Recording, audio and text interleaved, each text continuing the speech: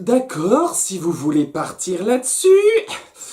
L'épisode se centre sur Rumpelstiltskin. On commence déjà en flashback. Donc c'était avant qu'il ne soit envoyé à l'armée pour lutter contre les ogres. Il dit joyeusement à sa femme qu'il va pouvoir redorer son nom parce que son père était un lâche. Et sa femme lui dit qu'elle a peur pour lui, elle a peur qu'il se blesse, qu'il se fasse tuer, etc., etc. Voilà, hein, c'est vachement hypocrite, Machine. Oui, je sais qu'elle s'appelle Mila, mais moi je l'appelle Machine. Et honnêtement, elle mérite pas que je l'appelle par son nom, cette femme. Donc, il va en guerre et il est chargé de garder une voyante.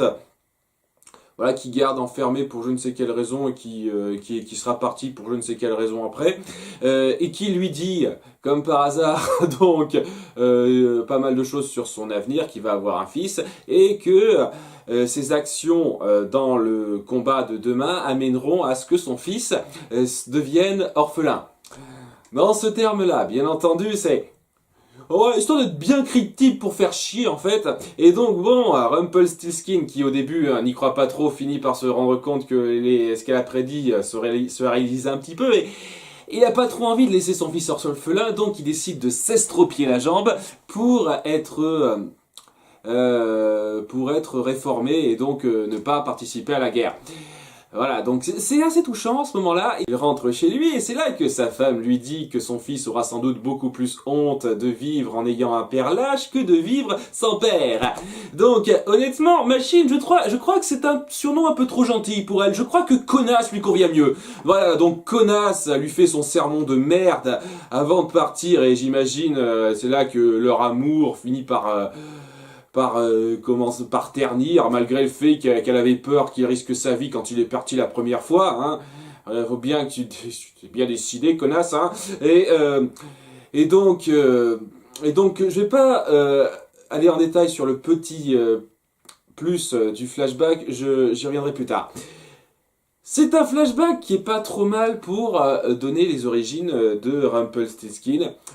Honnêtement, si vous essayez de me faire ressentir quoi que ce soit pour le personnage de sa fan, à part le mépris, je pense que c'est raté. Mais si vous voulez me faire ressentir du mépris pour sa femme, alors là, bravo, hein, voilà, vous y arrivez très bien. Hein, je la méprise fortement, ce personnage. Mais mine de rien, le côté dramatique autour de Bellfire et le fait que ce qu'a dit la voyante s'est avéré vrai, c'est-à-dire l'action de s'estropier, d'avoir amené la honte sur lui et tous les événements qui se sont enchaînés qui a amené à ce que Bellfire finisse éloigné loin de lui, ça a amené à ce qu'il devienne orphelin. Donc c'est une façon cryptique de jouer sur les mots qui est trop mal. Pas trop mal dans le sens où je pars du principe que c'était un peu comme pour le ténébreux la première fois que Rumpelstiltskin l'a tué, c'est-à-dire qu'elle voulait amener le fait que Rumpelstiltskin lui pique ses pouvoirs et qu'elle en soit délivrée parce qu'apparemment ses pouvoirs c'est une plaie. Voilà, donc oui, c'est ce qu'on montre après à la suite du flashback. Donc j'imagine que c'était ça. Voilà, à ce moment-là, ça a du sens. À nouveau, apparemment, elle a pu voir dans le futur que si elle faisait ça, ça amènerait à ce qu'elle soit libérée de ce fardeau. J'imagine. Voilà, hein, c'est la vision du futur, la façon dont il la présente est un peu légèrement discutable. Il y a certains trucs qu'on peut prévoir avec une super certitude, des trucs il faut être supra méga critique. Je sais pas, est-ce qu'ils vont un peu poursuivre là-dessus? Parce qu'apparemment Rumpelstiltskin ne sait pas utiliser ça très bien. Donc je sais pas, est-ce que à un moment donné ce pouvoir va être réutilisé? Je ne sais pas trop. Voilà, mais bon, par rapport à l'évolution psychologique de Rumpelstiltskin, ce qui a amené à l'espèce de lock qu'on a vu dans son premier flashback, j'ai trouvé ça très bien fait. Dans notre monde, bon, à nouveau, il y a deux intrigues en parallèle, donc on va les traiter à part. La première intrigue, ça se concentre sur Regina, Cora et Crochet, notre trio ultime, qui donc décide de comploter pour retrouver la dague de Rumpelstiltskin. Ils se disent que et en partant, il a dû confier quelque chose à Belle pour pouvoir retrouver la dague. Je sais pas, je trouve ça bizarre qu'il lui fasse confiance à ce point là-dessus. Je sais que il y avait un moment très touchant entre deux, mais à ce point, Voilà, mais apparemment oui, il a laissé quelque chose à Belle pour retrouver la dague, donc Regina vient la voir sur son lit d'hôpital alors qu'elle ne sait toujours rien, et elle décide de l'endormir et de fouiller son sac magiquement, et elle finit par trouver un truc qui fait référence à un livre d'une bibliothèque. Là, c'est là qu'il trouve un plan que Crochet le déchiffre, histoire de dire qu'il est pirate. Hein. Et il se fait doubler par Cora et Regina qui décident d'aller s'emparer de la dague à elle seule pour l'utiliser afin de manipuler Rumpelstiltskin et qu'il tue Blanche-Neige, le prince charmant et Emma, de façon à ce que Henri n'accuse pas Regina pour ça. Ouais, c'est... D'accord, donc apparemment la rédemption elle est complètement foirée là. Je sais pas, il y a des personnes qui défendent le fait que Regina est méchante. Le fait qu'elle accepte ça, Regina, c'est... À nouveau, à moins qu'elle fasse double jeu, et à ce moment-là, ok, très bien, super. Mais si elle fait pas double jeu et qu'elle est vraiment partante pour ce plan-là,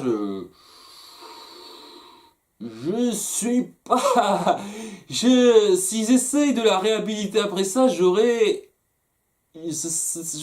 encore plus de mal qu'avant. C'est-à-dire que à la fin de la saison 1, je me suis dit non, j'y crois pas trop. Là, vu qu'elle parle là-dessus, et si elle y va vraiment à fond, si elle pense vraiment ça, non, non. Si vous voulez la réhabiliter, non. Hein. Donc j'espère vraiment qu'elle fera double jeu.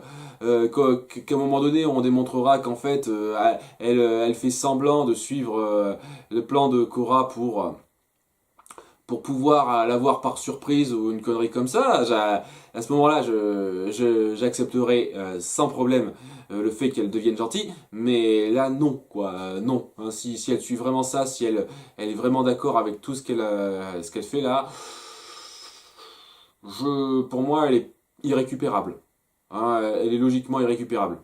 Mais ce n'est pas tout parce que le type à la voiture qui n'a toujours aucun trait de caractère en dehors du fait que oh, j'ai vu des choses que je n'aurais pas dû voir a malencontreusement filmé la scène avec Regina à son insu et donc il a une preuve vidéo que la magie existe à Storybrooke.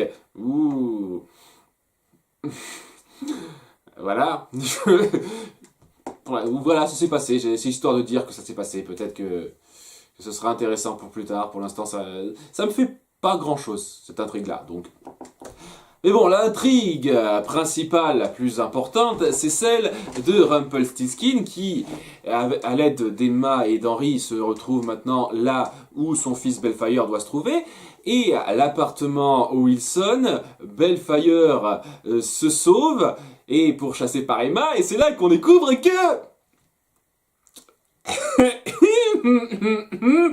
Bellfire est en réalité Neil, le petit copain d'Emma, le père d'Henri, et donc tout est lié. J'adore, d'ailleurs il s'en moque bien à un moment donné en disant que donc Henri est le petit-fils de Rumpelstiltskin en même temps que du prince charmant, et Regina est son arrière-grand-mère par alliance tout en étant sa mère adoptive. Ça se moque bien de différents statuts du truc, mais ça a beau s'en moquer, j'ai énormément de mal. J'ai énormément de mal, d'autant plus qu'ils essayent de justifier ça. À un moment donné, Emma lui dit ah tu savais, et il dit non. C'était, je veux dire, c'est un peu logique d'ailleurs qu'ils ne savent pas parce que sinon ça aurait pas été, ça aurait pas été logique par rapport au premier flashback qu'on a vu sur lui. Et c'est justement parce que c'était Bellfire que Pinocchio l'a convaincu comme ça. Ce qu'il y avait dans dans sa mallette, c'était juste ah je sais que tu es Bellfire. Voilà, c'était la grande révélation. Il pouvait pas juste dire ça par une phrase pour le convaincre en disant je sais que tu es Bellfire. Non, on voulait être cryptique pour le spectateur. Alors j'ai tapé ça sur ma machine à écrire et c'était la grande révélation dans ma mallette.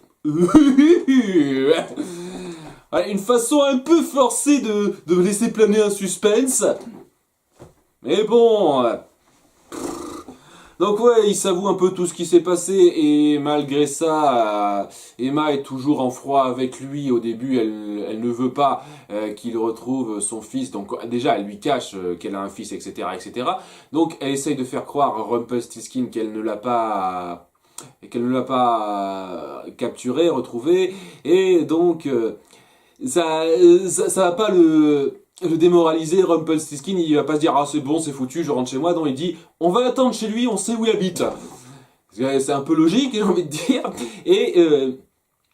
Et donc en attendant ça, il y a une dispute entre Emma et Rumpelstiltskin parce que lui il est pas bête, il comprend bien qu'elle lui cache quelque chose, et c'est là que Neil fait son petit chevalier servant en disant ah non, je t'interdis de la toucher, ne lui fais pas de mal. Et ça amène, comment dire, pas mal de trucs qui sont intéressants. C'est-à-dire, comment vous dire ça? Il y a d'une part les petits échanges entre Rumpelstiltskin et Neil Bellfire, où il lui dit cache qu'il veut plus rien avoir à faire avec lui. Tu m'as laissé tomber, je te laisse tomber, je te dis pas au revoir. Alors que sans vouloir être vexant, ce mec, j'imagine, ils expliquent toujours pas comment ça se fait qu'il soit pas complètement décrépit sous sa tombe, étant donné que ça fait plus de 200 ans que ça s'est passé, ça. Mais j'imagine que ce sera expliqué à un moment donné. C'est bon, rassurez-vous. Mais ouais, après, malgré tout ça, il lui dit qu'il l'a laissé tomber, qu'il a jamais rien fait et tout et tout. Le truc, c'est que il a juste fait preuve de lâcheté, il a eu peur, etc., etc. Sachant que c'est quand même le trait de caractère du père que t'as aimé juste avant, quoi. C'est un truc. J'espère qu'à un moment donné, ils capteront ça, quoi. Ils partiront là-dessus. Ils feront en sorte que Bellfire se rendra compte que oui, c'était un trait de son caractère. Il a toujours ce côté lâche en lui, c'est cette peur panique, malgré le fait qu'il ait toujours du pouvoir, etc., etc., de perdre pied. Et c'est exactement ce qui a amené à cette espèce de tragédie entre eux. Et j'espère qu'il s'en rendra compte à un moment donné et que ça va pas être juste ah je veux pas te parler, je te connais pas, au revoir. J'espère que ça ira un peu plus loin que ça. Cela étant donné, c'était un bon échange très amer entre deux et on sent la peine de Rumpelstiltskin. Il y a aussi tout un échange très joli entre Emma et Henry. Henry qui découvre donc que sa mère lui a menti sur son père. Donc oui, dans un épisode précédent, je sais plus lequel, c'était le 8 ou le 9. C'était l'épisode avec Hansel et Gretel où elle lui a dit que son père était un pompier et qu'il est mort en accomplissant son devoir. Voilà, un joli conte. Et donc Henry finit donc par comprendre que non, hein, puis avec Neil qui apparaît. Et donc ça crée un échange assez touchant entre eux, avec Henry qui joue assez bien. Je veux dire, honnêtement, il joue très bien il joue plutôt bien dans cet épisode, du début à la fin. Il a de très beaux échanges avec Rumpelstiltskin à un moment donné, avant toute cette rencontre entre tout le monde. Avec l'échange avec Emma, on sent aussi ça, quoi. Et il y a aussi le fait qu'il se sent trahi parce qu'il se comporte comme Regina, il lui a menti, quoi. Elle lui a menti, et donc ça crée un moment assez déchirant entre eux. Puis après, ça mène un petit truc, un petit moment où Emma dit ouais, il faut pas qu'on foire ça, et même si j'ai pas envie de toi dans ma vie, il faut essayer de faire en sorte que Henry se sente pas mal par rapport à ça, avec tout ce qui s'est foiré, etc., etc. Donc c'est un début intéressant. Et c'est beaucoup de trucs, de débuts de nouvelles relations intéressantes autour du personnage de Neil. Que ce soit la relation avec son père Bellfire et la relation avec Emma et Henry. Le gros problème, c'est que c'est bien joli tout ça, mais ça aurait tout aussi bien pu marcher sans le lien ultime. En fait, Bellfire et Neil, c'est les mêmes personnes. Vraiment, j'imagine, et je reviendrai là, j'imagine que c'est pour accentuer un espèce de drame autour de Henry et Rumpelstiltskin, j'y reviendrai ça. Mais honnêtement, cette scène entre Bellfire et Rumpelstiltskin aurait tout aussi bien pu marcher si on n'avait pas fait cette espèce d'histoire de ah en fait il s'avère que c'est l'ancien petit copain de Emma et ça aurait tout aussi bien pu marcher cette espèce de nouvelle de réunion entre Henry et son père et Emma qui le vit assez mal sans ce lien. Voilà, ce lien me pose un gros problème parce que pour moi c'est une putain de coïncidence cosmique. Ils nous sortent une espèce d'excuse vaseuse comme quoi c'est chez le destin. qui a voulu ça, ah, une espèce d'être supérieur qui a voulu qu'on se réunisse pour une raison à la con, alors que je suis désolé, merde, ça n'avait... C'est forcé, c'est ultra forcé. Je veux dire, on sent que c'est les créateurs de Lost par rapport à ça, parce que s'il y a une chose que j'ai à reprocher à Lost, c'est que des fois ils ont tendance à forcer un peu certains liens entre personnages.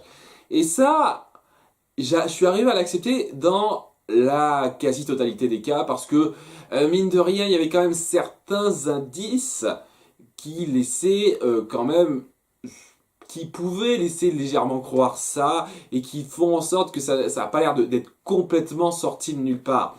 Par exemple, bon, alors là, je fais une tangente sur Lost, mais dans la saison 3 de Lost, on finit par découvrir un lien entre deux personnages dont on s'attendait pas du tout à ce qu'ils soient là, mais quand on voit le personnage qui délie ces deux personnages justement, et ce qu'il a fait, je veux dire, en final, c'est logique. Il y a une certaine logique. Et on se dit, ah, ok, c'est pas bête au final. Et puis, ça amène un moment super intense. Quand je dis super intense, c'est super intense. Rien à voir avec cet épisode de Once Upon a Time. Donc ouais, et là ici, c'est juste forcé, ça amène une scène pseudo-dramatique.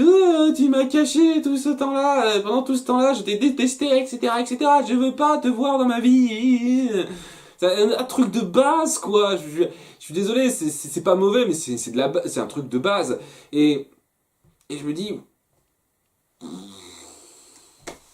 ça avait vraiment besoin. Je veux dire, ça avait vraiment besoin d'être comme ça. On aurait tout aussi bien pu faire en sorte que Bellfire soit juste Bellfire et pas Neil.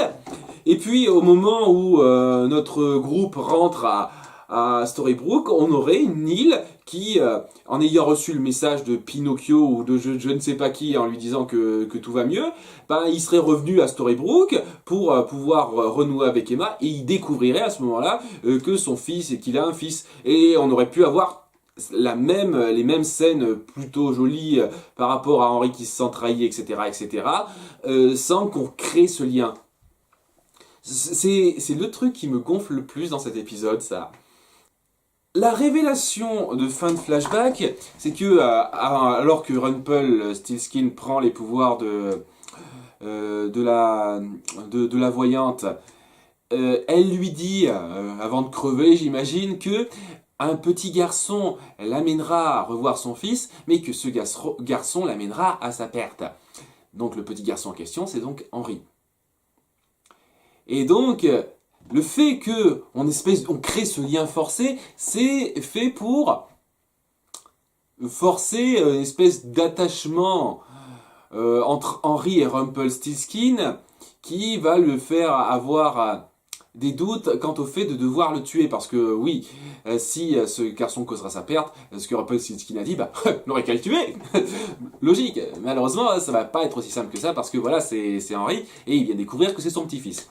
Alors, c'est pas mal en tant que développement, ça aurait été beaucoup plus fort sur plusieurs épisodes. C'est-à-dire que ils auraient tout aussi bien pu nous faire cette espèce de révélation beaucoup plus tôt, où on aurait appris donc que Henry serait apparemment le petit garçon qui l'aurait amené à son fils, sachant que honnêtement, il a servi à rien, il l'a pas du tout ramené à son fils, Henry. Enfin bon, de façon super indirecte, c'est-à-dire que c'est lui qui a réussi à ramener Emma à Storybrooke, et à partir de là, oui, Emma a fait tous ces trucs-là qui ont permis à ce qu'au final, il puisse aller retourner voir son fils. Mais à ce moment-là, énormément de personnes sont responsables de ça, quoi. C'est pas juste Henry. C'est un petit détail à la con, hein, mais voilà. Ils auraient pu faire en sorte que qu'on découvre beaucoup plus tôt dans un autre flashback que Henry causerait sa perte à un moment donné, qui devrait le tuer après qu'il ait permis de l'amener à son fils, et que à ce moment-là il lie un lien avec lui, pas forcément en tant que petit-fils. Je veux dire, rien que les conversations qu'ils ont eues là, ils ont de très belles conversations. À nouveau, je trouve que étonnamment, Henry joue bien dans cet épisode. Et ils ont de très belles conversations tous les deux pendant que Emma et Bellfire sont en train de discuter, qui est plutôt joli, bien amené.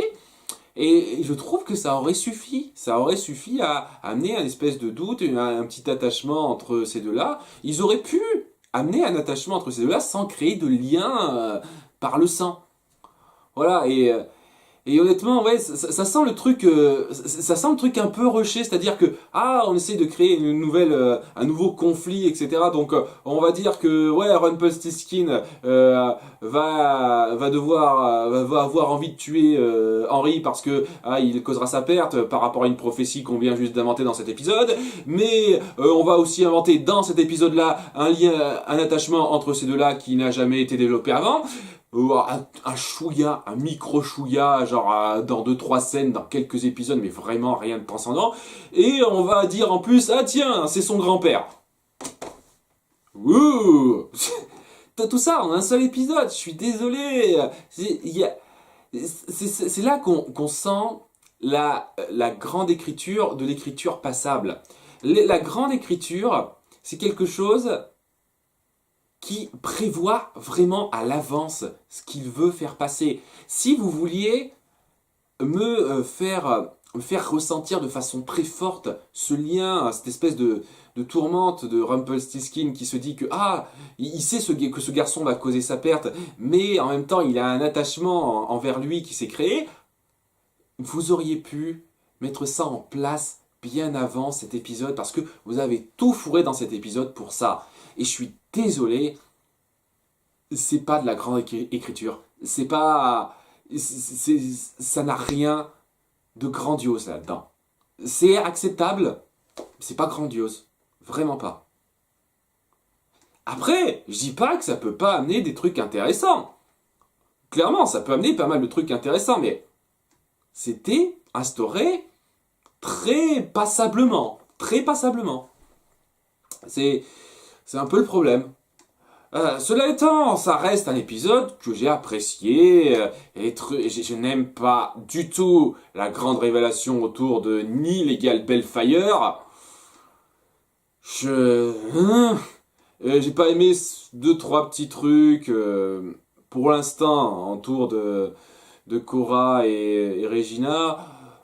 Mais malgré ça, malgré certains trucs qui vont trop vite, c'était quand même pas trop mal. Ils instaurent des trucs qui sont intéressants pour la suite. Celui qui vole la vedette à nouveau, c'est Rumpelstiltskin. Je veux dire, tout... Et il joue énormément de caractères par rapport aux différentes périodes. On a le personnage qui veut prouver qu'il n'est pas un lâche, mais qui finit par tomber dans la catégorie lâche après ce qu'il a vécu. Rumpelstiltskin à nouveau un peu enjoué, etc. Très, très cabotin. Puis le Rumpelstiltskin qui est énervé, qui veut retrouver son fils. Puis le Rumpelstiltskin qui a retrouvé son fils, qui est dévasté par le fait qu'il n'arrive pas à renouer avec lui. C'est toute cette rangée d'émotions, cet éventail d'émotions en un seul épisode, il arrive à le faire très bien et honnêtement, c'est là que je vois vraiment le talent de l'acteur. Vraiment, hein, je le redis, Robert Carlyle est un très bon acteur qui joue à merveille le rôle. Et c'est lui qui tient l'épisode pour moi en grande partie. À nouveau, l'autre personnage qui tient l'épisode, c'est Henry. À ma très grande surprise, Henry est le deuxième personnage qui tient le plus l'épisode. Et je trouve ça extraordinaire. Voilà, si l'acteur pouvait rester comme ça à ce niveau-là, je trouve que ce serait super. Parce que j'ai rien à redire sur le personnage d'Henry, il était super là. Voilà, il y a quelques trucs qui me dérangent beaucoup, ce qui m'empêche de considérer ça comme un très bon épisode, mais c'est un épisode bien, vraiment. Voilà. Et donc à bientôt pour l'épisode suivant, et ciao!